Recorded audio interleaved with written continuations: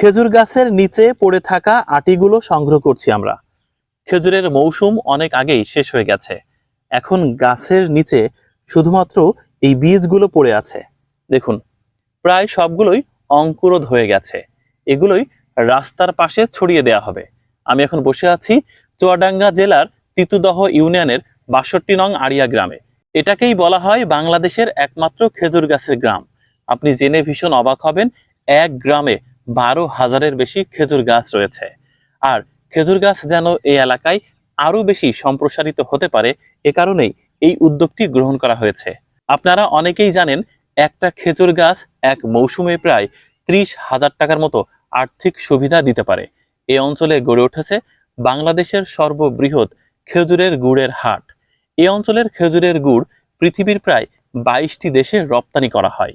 একটি খেজুর গাছ জীব বৈচিত্র্য রক্ষা করা, আবহাওয়াকে শীতল রাখা সহ প্রাণীদের জন্য আশ্রয়স্থল।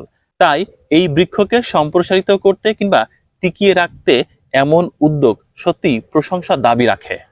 এখন আমরা খেজুরের আটিগুলো সড়কের এই দুধারে ছড়িয়ে দিচ্ছি।